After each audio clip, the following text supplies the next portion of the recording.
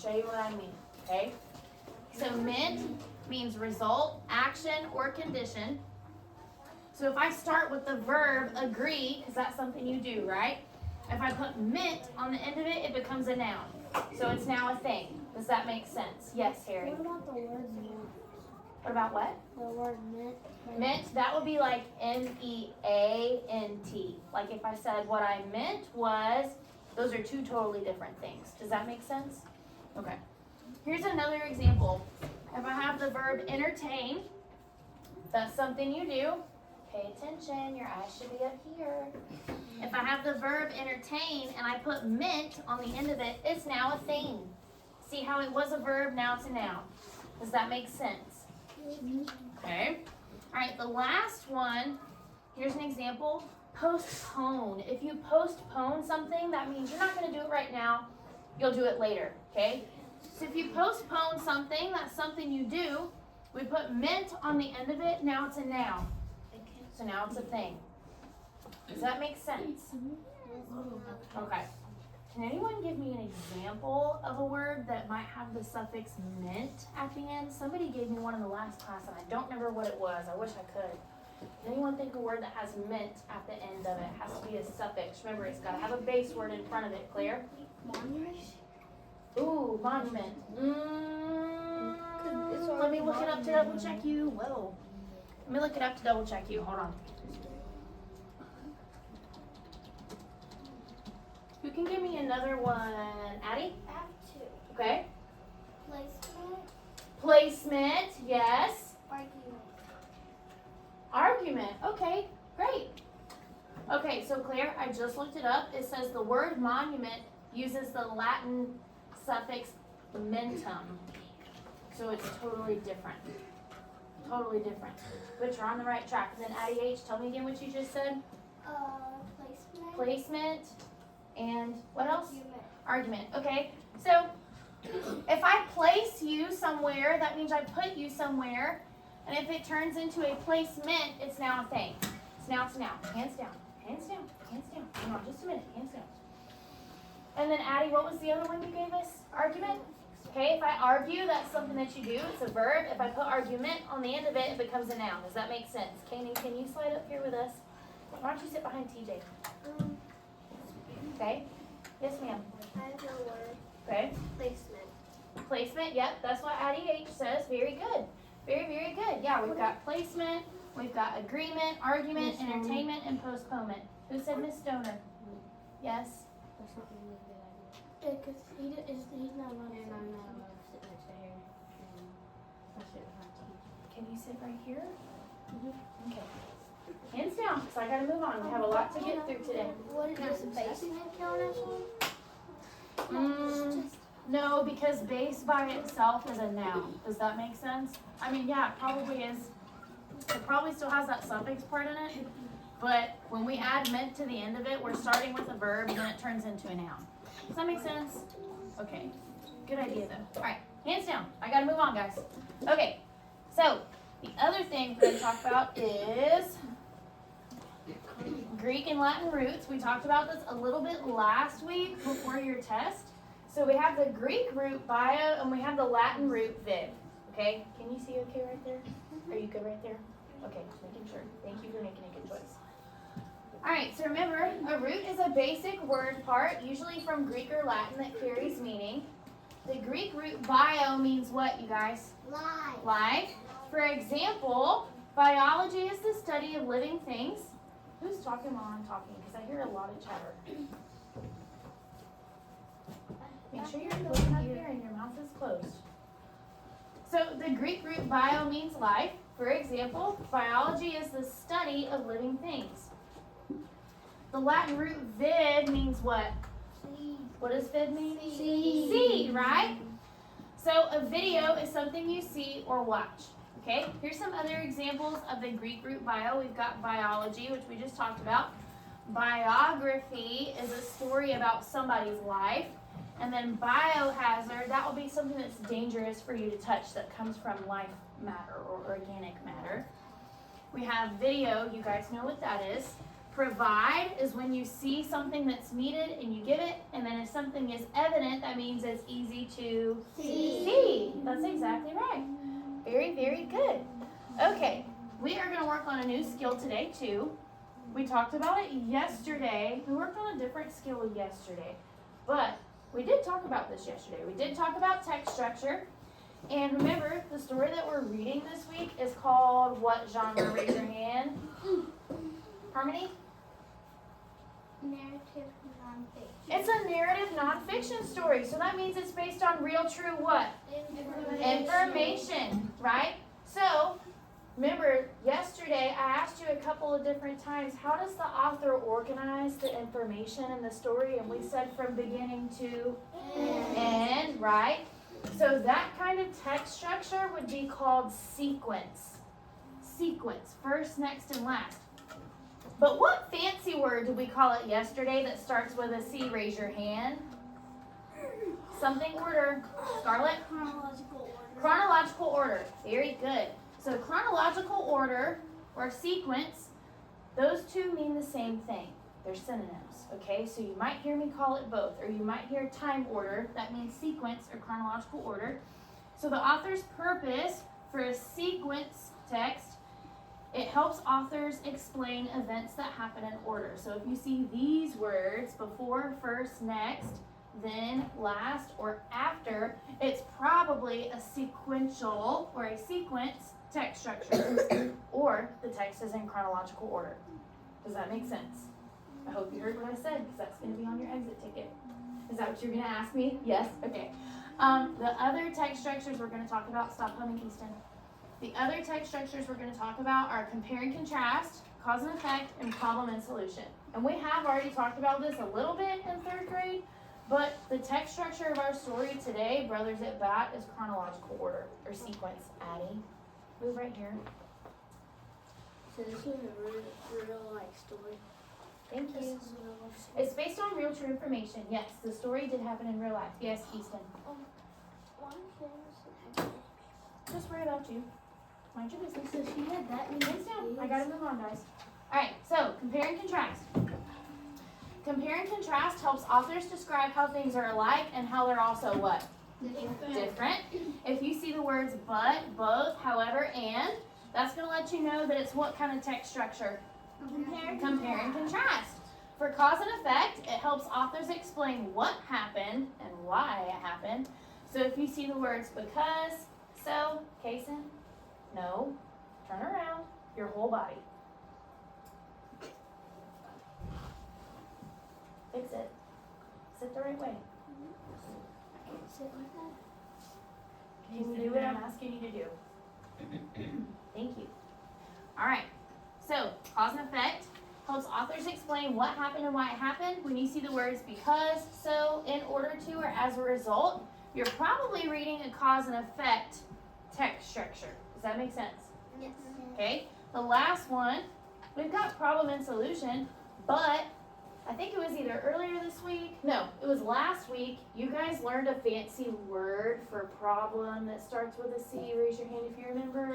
Oh, What is conflict. it? Conflict, yep. And what goes with a conflict? Not a solution, but a what, guys? A resolution. Very good. Yeah. So problem and solution text structure helps authors explain how a problem is solved. Now remember, in a story, this is part of story elements, there's always a conflict and there's always a resolution. That's called the plot. But what we're talking about is text structure, problem, and solution. So if you see the words problem, solution, difficulty, or the answer is, you're probably reading what kind of text structure? What?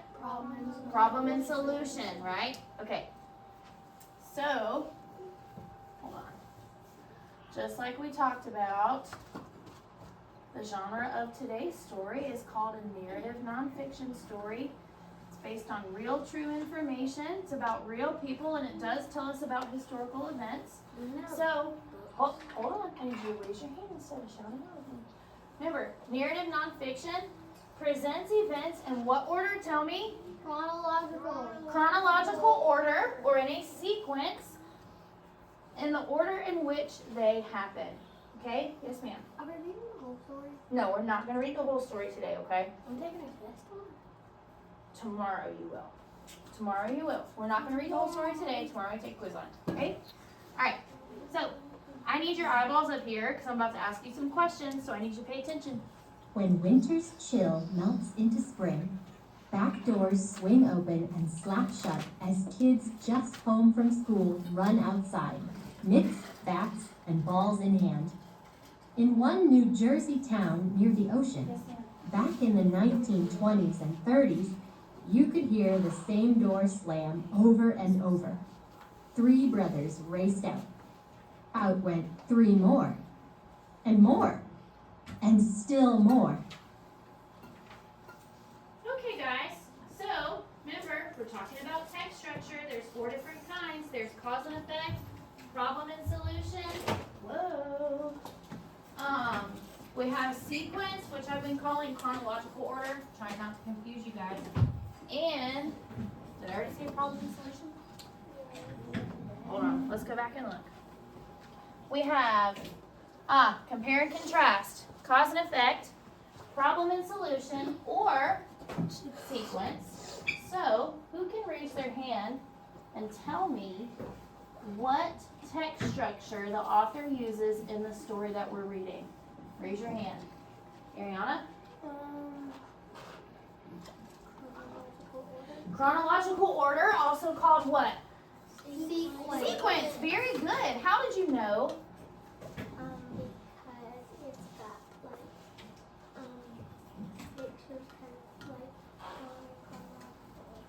Yeah, it looks like they're going in order. They've got a picture here, a picture here, a picture here, a picture here. And look, it says when, and it tells us back in the 1920s and 30s, that might kind of let you know that the story's in chronological order, right? And then you were right. It tells us events and a sequence. Very good. All right, eyes up here. It sounds like a fairy tale. 12 baseball-playing brothers. But Anthony, Joe, Paul, Alfred, Charlie, Jimmy, Bobby, Billy, Freddie, Eddie, Bubby, and Louie Acera were real. They had 4 sisters, too. Catherine, Florence, Rosina, and Frances. And a white dog named Pitch. The sisters didn't play ball. Back then, most people thought sports were just for boys. The Aceras had so many kids that they slept 2 to a bed and sat 3 across in their outdoor bathroom. They ate dinner wherever they could find a seat. Even on a baseball field, there were more boys than positions. But that didn't stop them from playing. Baseball set the rhythm of their lives. Okay, I asked you this question yesterday, but I'm going to ask you again today because tomorrow we're going to talk about it a little bit more. So do you remember yesterday when I asked you, is the author or the narrator inside or outside of the story? Raise your hand. Remember, the author or the narrator is who is telling or who is writing the story. Is the author inside or outside the story, Harry? outside. Outside the story. So what point of view would that be called? Third person. Third person point of view. Very, very good. Now, if the author was in the story, what kind of point of view would that be called, Harmony? Not third person, but what? First person. First person point of view. Very, very good. And we know that the author uses third person point of view because the words that he uses are the sisters or the Aceras or they or he, right? But if he were in the story, it would say I, we. Does that make sense? Do y'all see that? Yes, Easton. Who's the author of this book? The author of this book is Audrey Vernick. That's the author. And the illustrator is Steven Salerno. Most of the time their names can be really tricky Yeah, they can be sometimes. to pronounce. All right, let me figure out what page we're supposed to be on next because we're skipping around.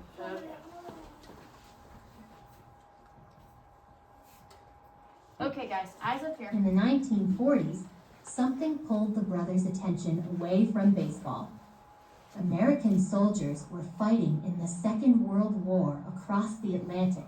that same huge ocean Poser had hit baseballs into.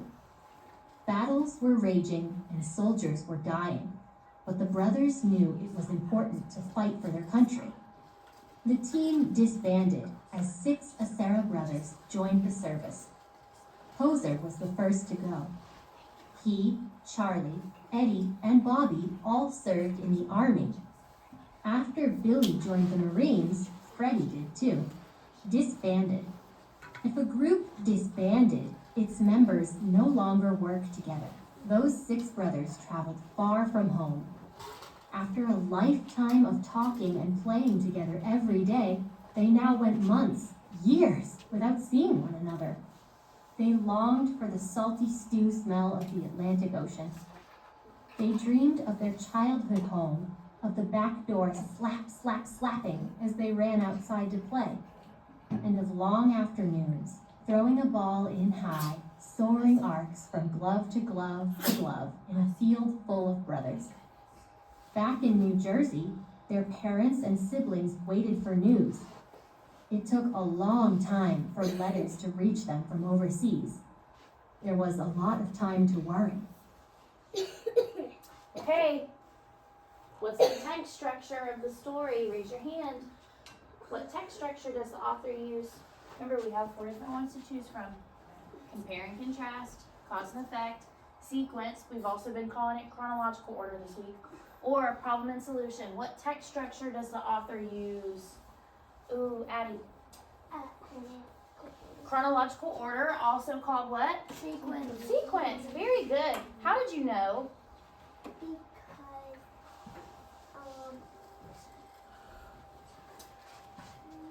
it says in the 1940s. It says in the 1940s. Yep, that's exactly right. That would help us know that the story is being told in sequence or in chronological order. Did you see something else that helped you know that it was in sequence?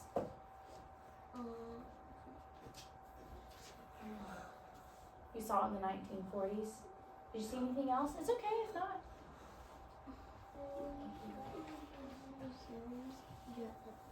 And what? New Jersey. Oh, where it says back in New Jersey? Yep, that's exactly right. And look, up here it even says after a lifetime of talking and playing together every day. After, hold on. Look, our transition words for a sequence text structure, after is in there, right? So does that help us know that the story is being told in sequence? Yes. Yes, ma'am. I know another way that it's in sequence. Oh, yeah? How did you figure that out? At the end of the book, there's the grandpa throwing the baseball, and it's probably one of the boys. Yeah. So, they got older. Yeah, you're right. Because at the beginning of the story, they were what? Young. They were young. And then at the end of the story, they were what? Old. Old. Very good. So is that a story that's being told in sequence? Yes. Yes. Yes, Easton. And when it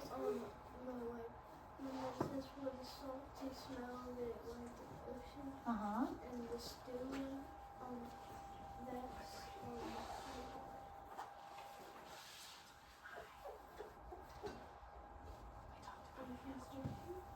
It's imagery. Yeah. No, you're right. I knew what you were trying to tell me. You're right. Imagery. We talked about that yesterday. If you're trying to describe something to your reader using the 5 senses, taste, smell, touch, see, or hear, right? That would be called imagery. So yesterday we talked about how they longed for the salty stew smell of the Atlantic Ocean. So they're telling you exactly how the Atlantic Ocean smells, right? And another part of figurative language that we talked about yesterday that was on your exit ticket that I want to tell you about one more time. Slap, slap, slapping. Raise your hand. What is that called? Slap, slap, slapping. Gary? Onomatopoeia. And every single one of you got it on your exit ticket. Good job. You guys are amazing. Amazing. Let me see what page we're going to next. Oh, we're on the very next one. All right. I need your eyes back up here. Make sure you're paying attention. Your lips should be zipped. When the war finally ended, everyone was so happy. Eddie, out in California with the Army, was so excited that he went up to women he didn't even know and kissed them. Many American soldiers died in World War II, but the Aceras were very lucky. One by one, all 6 brothers returned from their time in the service. Mama Acera cried each time a boy walked in the door. By the summer of 1946, the family was ready to get back to baseball. They were all older, of course, and Poser's heart had grown weak, so now he coached the team. They joined the Long Branch City Twilight Baseball League, and over the next 6 years, won the league championship 4 times. Every Sunday, crowds filled the stands to watch the all-brother team play. Yeah, it was the name of one of the brothers. She was asking me who Poser was. Okay, what's the text structure in the story? Raise your hand. How is the information being organized in the story? That's probably a question you're going to see on your milestones. That's part of the reason why this is important. You might have to read a passage, and it might ask you, what text structure does the passage use? And you'll have to choose compare and contrast, cause and effect, sequence, or problem and solution. So what I'm asking you is, how is the information in our story being organized? What's the text structure? It hasn't changed. It hasn't changed. Yes. I was gonna ask What are milestones? End of April, First week of May? End of April, beginning of May. Yes. So what text structure is being used here? Scarlett. sequence. Sequence. Yes, very good. How did you know? You can tell me. Because it goes from them. It goes like in order of life, like first, next, then, or last. Yeah. If you guys see those words while you read, that's going to help you know. That the story is being told in sequence. And then somebody in the other class this morning, they were showing me right here where this graphic feature is. They said, oh, look, the flags have years on them. 1947, 1948, 1949, 1950. Is that in sequence in the Yes. correct order? Yeah. Yeah, it tells order of events. Very good. All right. So that is the last page that we are going to read of our story, because we have some other stuff we're going to do too. Yes, here. What is it called when it goes backwards? What is it called when it goes backwards?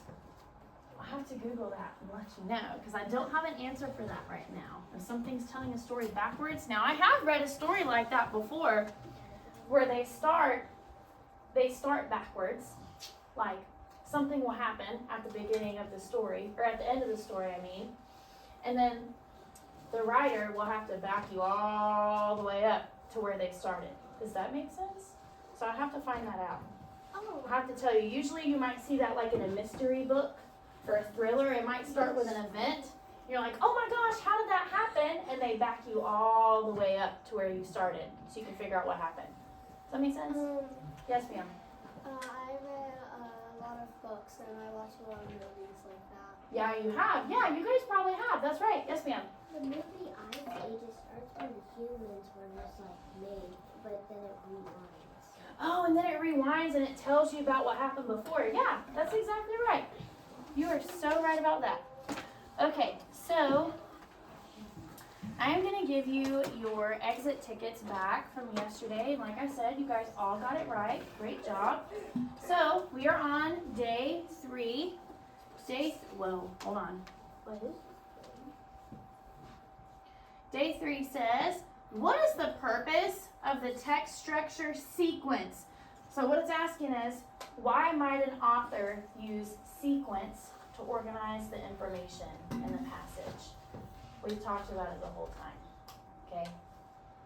It says, the purpose of the text structure sequence is to, and you're gonna finish the sentence, okay? All right? Does that make sense? Don't forget to rate your level of understanding at the bottom. 1 is I don't understand, I need help. 2 is I can do some, but I need some help. 3 is I get it and I can do it on my own. And 4 is, stop putting through water bottle, please. 4 is I know it so well that I can teach it to somebody else. So what is the purpose